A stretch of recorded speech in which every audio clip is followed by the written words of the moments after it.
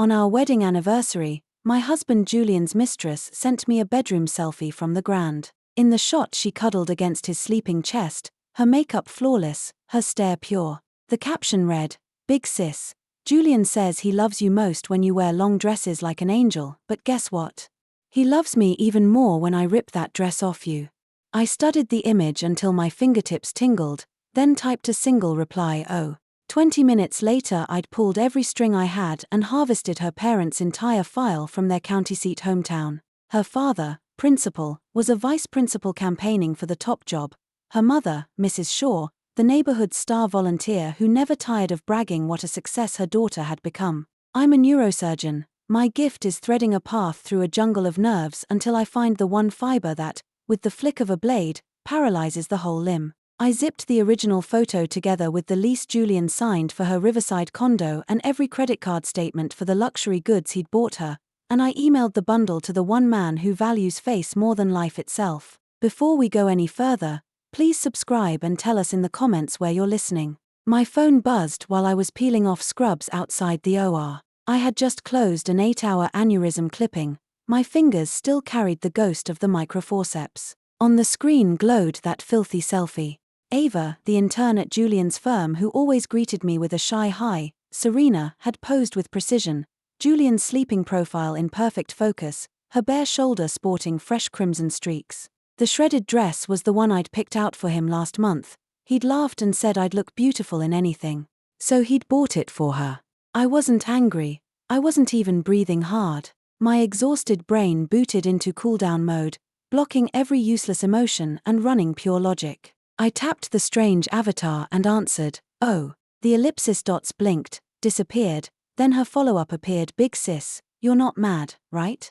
Julian says you're the most generous woman he's ever met. My money, my husband, my bed, now I'm being praised for generosity." I curled a lip, pocketed the phone, and walked to my office. I opened an encrypted folder that held the contact of a patient's father who owns the city's best private investigation agency. I sent him Ava's name plus Julian's office address and typed, 20 minutes. I want her family tree, parents' jobs, phone numbers, everything. The reply came instantly. "Got you, Cameron." While I waited I brewed a double espresso, no sugar, no milk. The bitterness scraped my nerves back to full tension. I'd already given Julian chances. 3 months ago a $120,000 charge from a high-end jeweler had blossomed on his Amex. He shrugged and said it was a gift for a client's wife to land a big project. Last week, whispering on the balcony at 2 a.m., I still caught the word baby. He insisted it was just a capricious developer begging for plan changes. I'm a physician. I trust evidence, not bedtime stories. 19 minutes later a PDF landed in my inbox. Ava, 23, only child. Father, principal, vice principal up for promotion and obsessed with reputation. Mother, Mrs. Shaw, community cheerleader who parades her daughter's perfect city boyfriend to every neighbor. The file even held principal's keynote speech at the last school awards day and a photo of the model family banner hanging in his living room window. Perfect. I bundled the original selfie, the scanned Riverside lease, the 120 grand jewelry receipt, and 6 months' worth of Julian's wire transfers totaling $500,000 into a single zip. Recipient, principal's cell phone. Subject line, your daughter's recent news. Send. I sipped, leaned back, and watched the city lights glitter beyond the glass. The operation had begun. Julian came home close to 11, trailing a faint cocktail breath and a perfume I'd never worn, some cloying mix of pear and peony. As usual he tossed his suit jacket onto the sofa, tugged off his tie, and sighed, "Long day?" I stepped aside when he tried to hug me and nodded toward the dining table. I'd ordered his favorite seafood congee, steam still curled above the bowl. Clients dragged me to another toast, couldn't say no, he said, sitting down. Only you take care of me, babe. Disgusting. I studied the man I'd loved for 5 years and married for 3. Handsome in an Ivy League way, gold-rimmed glasses, the gentlest smile. We'd met in college, he'd pursued me relentlessly, claiming he admired my drive, promising he'd protect me forever. My parents had bankrolled our condo downtown and his architecture studio. He called himself a self-made phoenix and swore he'd build an empire for me. Now I knew what empire he meant, using my money to buy another woman her happy ever after. Julian, I said calmly, let's talk. His spoon paused halfway to his mouth, caution flickered behind the lenses. What's up? You look so serious. That intern at your office Ava, right? Color drained from his face, then surged back in a practiced smile. Why bring her up? She's a green kid with some talent. I'm mentoring her. Mentoring? I unlocked my phone and slid the selfie across the table. Onto your pillow? Silence congealed. The moment he recognized the shot, his pupils contracted. He lunged for the phone, but I pocketed it first. Serena, listen, his voice cracked. It's not what you think. I was drunk, she seduced you. You remember nothing, it just happened once. I finished the chorus for him. He froze, cheeks mottled crimson and ash. I have one question, I said, holding his gaze. How long? It's new, I swear, only that one night. Still lying. Those transfer records, more than $500,000, stretched across 6 months. I smiled, stood up. Julian, you make me sick. I spun on my heel, strode into the bedroom, and locked the door. Outside, his fists pounded in panic. Serena, open up. Just listen to me. I love you. It's nothing.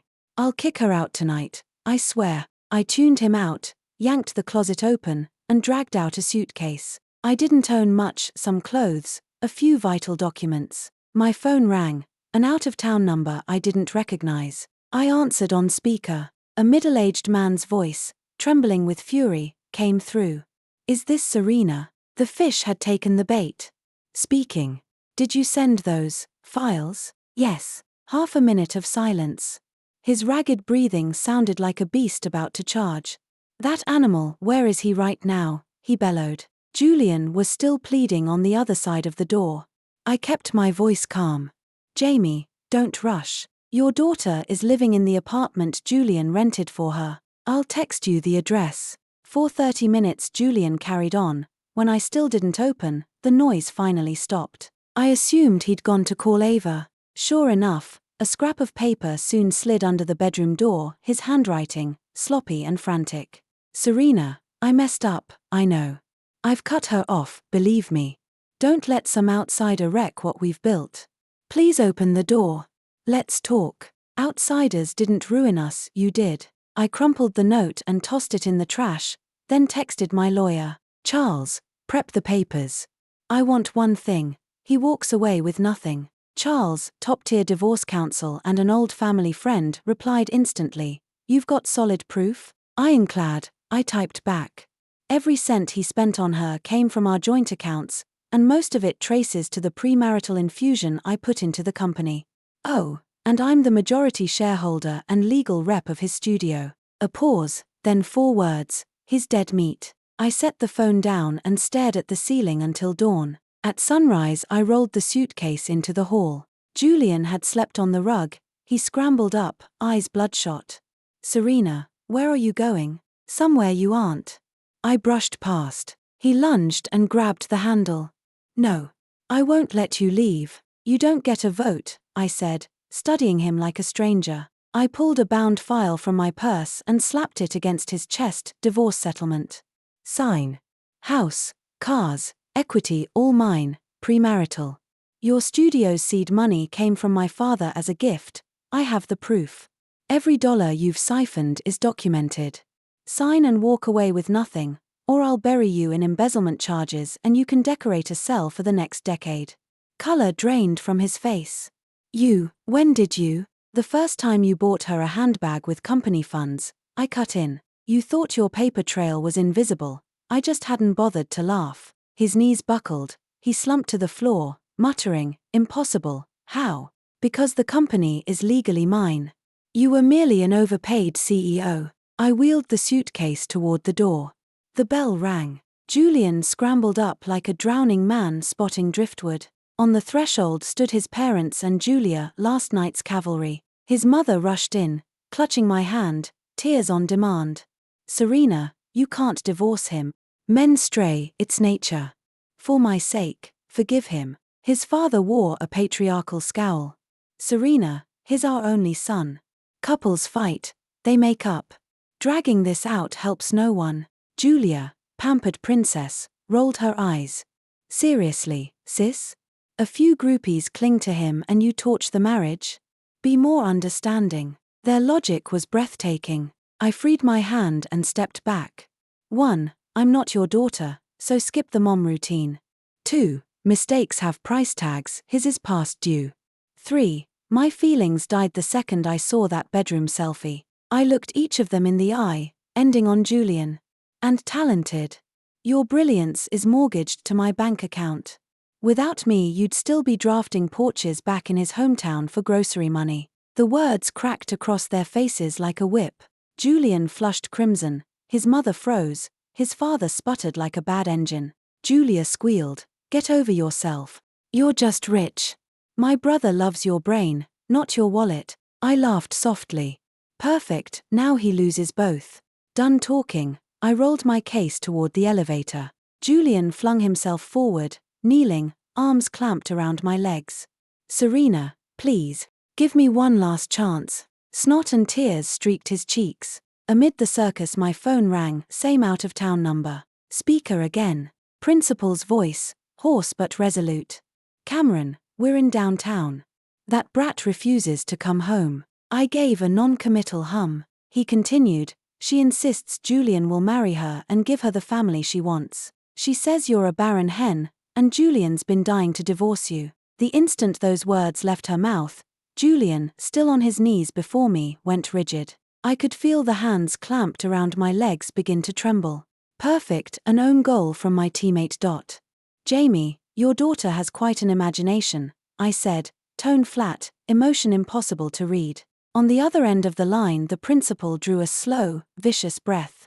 "Cameron, don't worry. The Shaws may not be Riverdale royalty, but we have our pride. We won't let her run wild." He paused, then continued, "We're standing outside her apartment right now. She won't buzz us up. Quinn, could you?" "Done." I cut him off.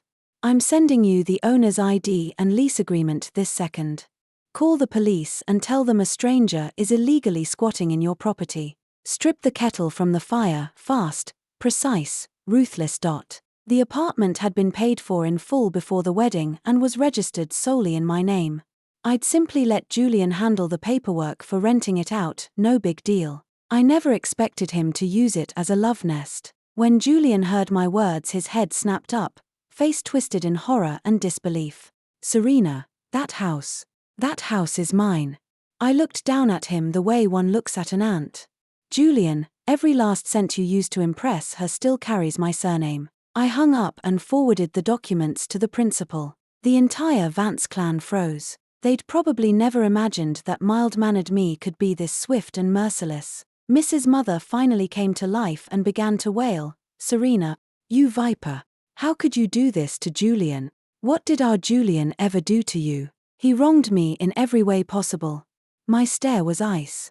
"Control your son, keep him from hurting anyone else." I shook off Julian's hands, wheeled my suitcase, and walked out of the house that had sickened me for 6 months. Behind me rose Julian's desperate howls and the Vances' collective curses, total chaos. I never looked back. Once in the car I called Charles. "Rowan, start the lawsuit. And audit the last 6 months of Julian's studio books, focus on whether he's been billing personal expenses to company projects." "On it." Charles's voice was calm and steady. "Serena, you're doing the right thing. Right or wrong, sometimes that isn't the point. The point is making the wrong door pay. Dot." I checked into the Grand, had barely closed the suite door when Ava rang. Her voice was shrill, unhinged, like a cat whose tail had been stomped. "Serena, you bitch. What poison did you pour into parents' ears?" "I simply recited your greatest hits," I said, pulling the curtains open. The sunlight was blinding. "How dare you? You violated my privacy," Ava shrieked on the other end. "Privacy?" I laughed. "When you texted me your bedroom selfies, did mine ever cross your mind?" Words failed her. "Ava, I'm busy. That condo you're standing in? Mine. You have 24 hours to pack and get out, or the police will escort you. Dream on." "Julian rented it for me. He said I could stay forever." "Really?" Ask him if he still has the power to make promises. I hung up and blocked her number. Any further words would be a waste of my lifespan. The next 48 hours were blissfully quiet. Neither Julian nor Ava dared bother me again. I assumed they were busy firefighting their respective disasters. The Shaws proved formidable. That very afternoon the police invited Ava to vacate. Witnesses said it was ugly, her luggage dumped at the complex gate while her parents marched her out under the neighbors' stare of shame, fleeing town in disgrace. A vice principal who prizes reputation above all and a model civil servant wife simply cannot endure a daughter turned notorious homewrecker. On Julian's side, Charles moved like lightning. Court summons and an asset freeze order arrived at the studio simultaneously. The instant Julian saw the company accounts locked and every dollar of working capital vanish, true panic set in. He began bombarding me with calls and texts, first begging, then repentant, then cursing and threatening, his mood whiplashing by the minute. I ignored every one. On the third morning I was in my hospital office reviewing charts when Julia stormed in. Serena. She slammed a designer handbag onto my desk. What more do you want? Do you have to drive my family into the grave? I glanced at the bag, latest season, price tag well into 5 figures. Bought with my money and now flung at me as evidence of my cruelty. Your brother is digging his own grave, I said mildly. Liar. My brother adores you. He just lost his head for a second. Why can't you give him one chance? She railed. You froze the company account, payroll is due, projects are dead. Do you even know the damage? Selfish woman. Damage. I closed the folder and met her gaze with an arctic stare. Julia, that bag on your shoulder was charged to the project advance. The 20 grand you blew in Europe last month? Company card. Think I didn't notice? Julia's face drained white. All of it constitutes embezzlement. If I press charges, both you and your brother go to prison. I leaned forward slightly, voice low, each word an icicle driven into her heart. Now pick up your toy and get out of my office. Otherwise my next call is to the Economic Crimes Unit. Julia gave a full-body shudder, snatched the bag, and fled in disorder. When dealing with trash, use the simplest, most effective method. The moment Julia scrambled away, quiet returned to my office. But I knew this was only the lull before the real storm. Julian would not surrender. Sure enough, that evening Charles called. Serena, Julian's camp wants a meeting. To discuss what? A divorce settlement.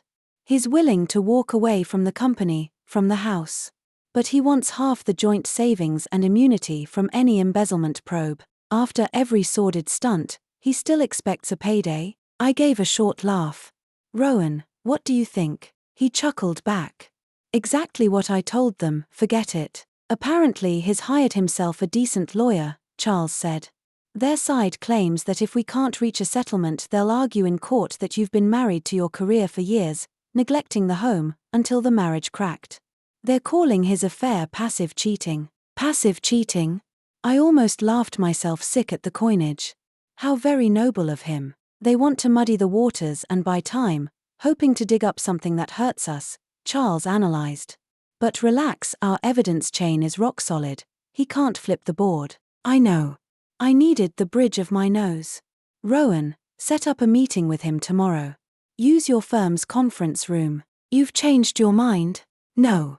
I just feel like front row seats to a farce. Some things have to be settled face to face so the condemned man sees the blade coming. The next afternoon I arrived at the firm early. Julian showed up soon after, a shrewd-looking attorney at his side. He was a wreck, unshaven, eyes sunken, every trace of his old swagger gone. When he saw me, his gaze tangled, hate, resentment, and a frayed thread of hope. Serena, he began, but I cut him off with a raised hand.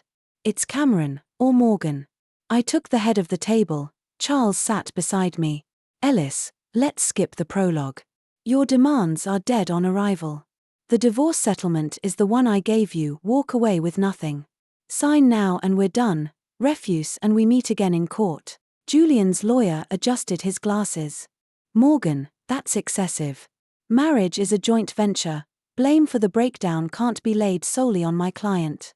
Ellis has given a great deal to this family. Such as giving my money to set up another woman? I shot back. The counsel's face stiffened. Julian clenched his fists, raining in rage. Serena, don't push it. Leave some slack in the rope for your own sake. I never want to see you again, so no slack is required. A knock interrupted us. Charles's assistant slipped in, and behind her stepped the last person I expected. Ava. She looked worse than Julian, no makeup, face haggard, eyes swollen, but the hatred she leveled at me was razor-sharp.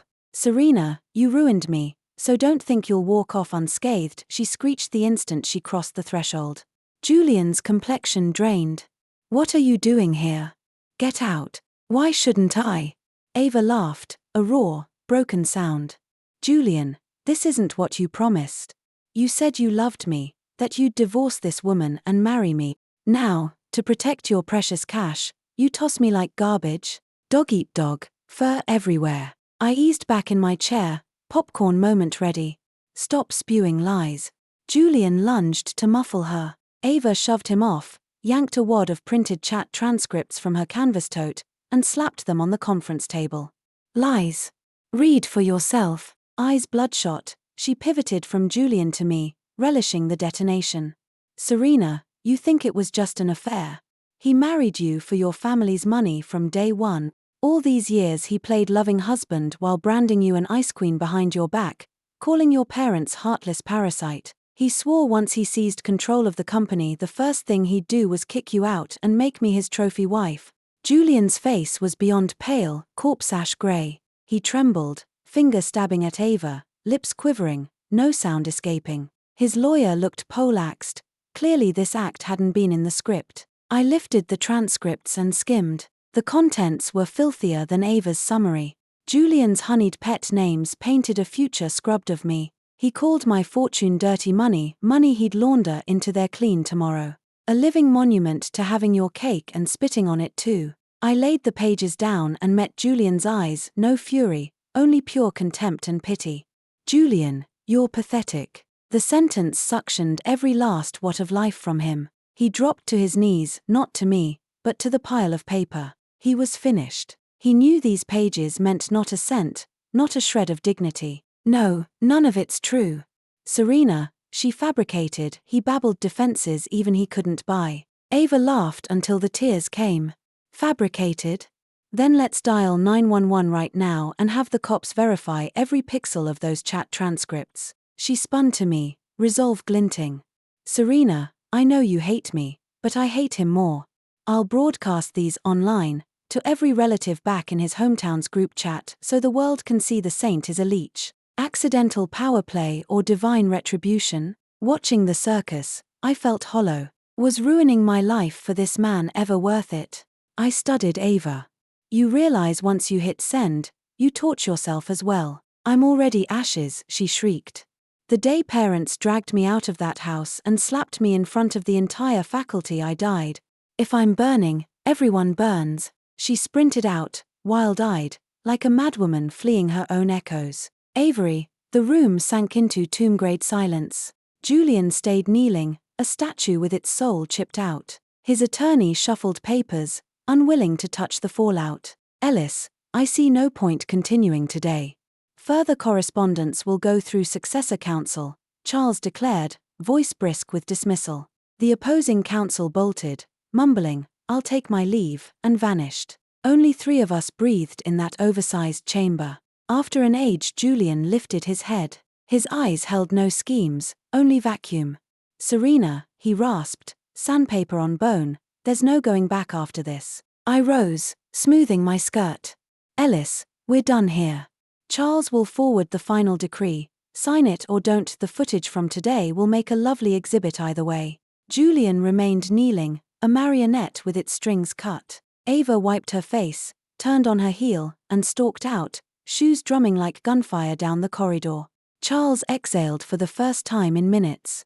I'll have the papers couriered before 5. I nodded, stepped over the scattered transcripts, and walked out without looking back. I never should have let greed blind me, never should have swallowed Ava's poison. The one I've always loved is you. A belated show of affection is cheaper than weeds. I stared at the face that once made my heart race, Now it looked foreign, ridiculous. Spare me the performance, Julian. I rose and looked down at him. You never loved me, you loved the life I bankrolled, the ego boost you got climbing on my back. You don't hate Ava, you hate that she torpedoed your future. The only person you've ever loved is yourself. Every sentence was a scalpel, slicing through his shiny skin to the filthy selfishness beneath. He opened his mouth, but no words came. I'll have Charles send you another copy of the divorce settlement. Sign it or don't, your choice. I dropped that line and walked out. At the door I paused without turning. Oh, one more thing. While Charles was auditing, he found serious corner-cutting and design flaws in several projects your studio handled. One of them was contracted to relatives back in your hometown. If this blows up, the studio goes bankrupt and you personally face criminal charges. That was the final blow I'd prepared. Behind me Julian sucked in a hopeless gasp. I didn't stop. I strode straight out of the law office. The sun was gorgeous. I inhaled deeply and felt the last bit of poison leave my chest. It's over. Everything is over. I thought the curtain had fallen, but there was an encore. Ava kept her word. She packaged the chat transcripts along with Julian's sleazy photos into a long, illustrated expose and posted it online. The headline was explosive: How a Gold-Digging Architect Scammed Me, the True Face of a Married Fraud. She painted herself as a naive girl blinded by love and Julian as a schemer who used women as stepping stones. The post detonated the internet. Julian and his studio shot to the top of trending hashtags. His history of shoddy work was excavated, and several developers joined forces to sue. Overnight, relatives in his hometown went from boasting the Vance family produced a scholar to cursing that ungrateful parasite. The Vance name in his hometown was mud. His parents collapsed under the pressure and were hospitalized. Julia lost her job because her lavish lifestyle had been funded by Julian's embezzlement. Julian himself became a rat everyone wanted to stone, studio shuttered, buried in debt, facing multiple indictments. He made one last call. No begging, no cursing, just a quiet voice. Serena, was every step, even Ava's final ambush, part of your plan from day one? I thought for a second. Not entirely. Ava was an accident. But even without her, your ending wouldn't have changed. Because from the moment you betrayed me, you became nothing more than a tumor requiring precise excision. He was silent a long time, then laughed softly, broken and bitter. I see. I lost fair and square. That was the last time I heard his voice. Days later the news reported his formal arrest for commercial fraud and construction safety violations. Ava got short-term detention for spreading private material. Mutual destruction, no winner. When all the dust settled, I took a long vacation. I went to Tibet, watched sunrise over Namtso, felt the thin air at Everest. The alpine sun and wind scoured the dust off my soul. I deleted every contact, every photo linked to Julian, like a surgery that removes every trace of necrotic tissue. One day Charles called. Julian's sentence was in. 10 years, multiple counts combined. The Vance family sold their hometown house to scrape together compensation for the developers. By the way, Charles added, his mother asked someone to pass on a message: Julian regrets everything and hopes you'll visit once. No. I refused flatly. I'm not a waste management site.